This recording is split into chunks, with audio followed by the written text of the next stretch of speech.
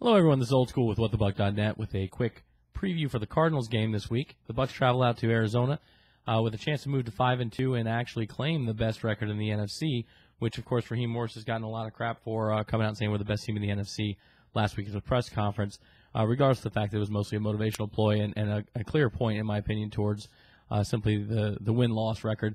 I think it's been a mountain out of a molehill, but to be honest, after watching the Inside the NFL and the NFL Films audio from the sideline, I like what Raheem's doing from a motivational perspective. I like what I heard on the sideline, and I really like what I heard out of Josh Freeman from a leadership perspective, not just talking with Coach Morris, but also talking to the other players, including Kellen Winslow. If you haven't gotten a chance to go out there and look at that, they had it on Buccaneers.com as well. This week, we travel out to Arizona, West Coast trip. Historically been tough for the Bucs, but recently we've been doing very well on the road. We go out there with a running game that we really don't know yet. We don't understand. An offense that is up and down. Josh Freeman, everyone is talking about the stats.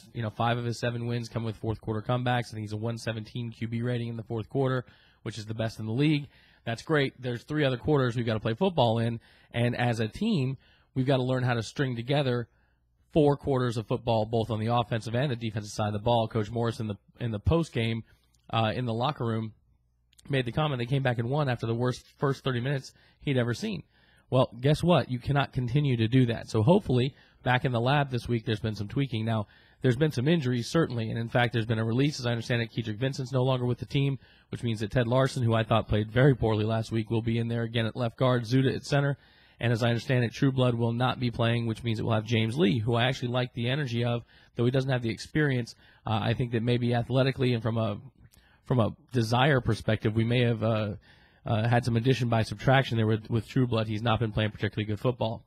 Now, when we face the Arizona Cardinals, the first thing you look at is on the offensive side of the ball. This is a team that used to be able to produce a ton of points with Kurt Warner, Larry Fitzgerald, Anquan Bolden, Steve Breston, and Bolden's gone. Breston and Fitzgerald are still there. Fitzgerald coming off of an injury. His numbers aren't what they have been historically, but you can't just blame Fitz for that or the injury. You've got a quarterback situation where Max Hall is going to come in after the concussion and probably start over Derek Anderson.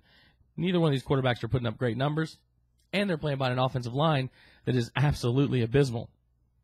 That could be good things for the Buccaneers defense, which really needs a bit of a kind of pick-me-up. The combination of going against a porous offensive line, specifically at both tackle spots, left and right tackle, and a young quarterback in Max Hall who telegraphs his reads, should play well into Raheem Morris's scheme. Now, when I say his scheme, I mean the scheme that he worked on all off-season and through training camp, which was predicated on a lot of blitzes coming from different locations, which we haven't really seen a lot of. We've been having to go to a lot of base and try and take advantage of the quarterbacks throwing into coverage. I don't expect us to sit back because I don't think that the defensive staff is going to believe Max Hall can actually hurt the defense down the field.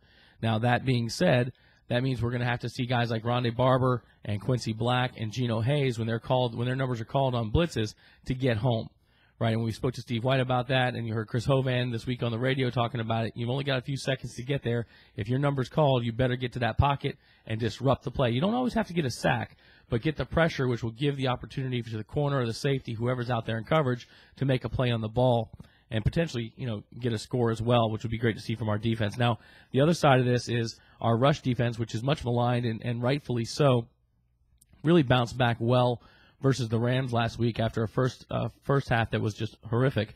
They came back and played pretty well. It looked like they ran a lot more base, and the ends actually set their edges and kept contained, forcing the play back into the middle. We stopped trying to guess on run blitzes, and we just played some good, solid football. And there's a lot of discussion about this for the last 2 weeks. Derek Brooks, sometimes you just got to whoop the guy in front of you. We've got to get to the point where we're just doing that. I think we're trying to be too creative when it comes to the running game. Now, we face 2 running backs in Arizona, in Hightower and Wells.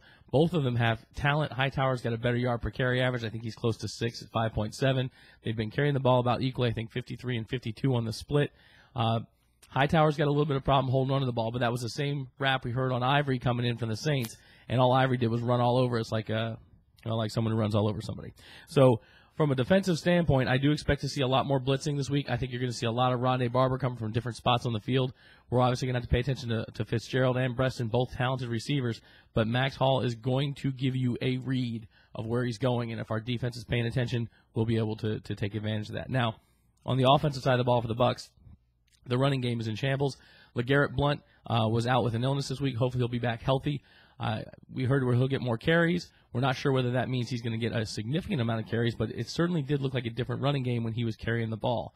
Now, Ernest Graham is healthy again as well. Lorg has been grading out well. We've got a makeshift offensive line. Our receivers have been playing pretty good football when they get an opportunity to make a play.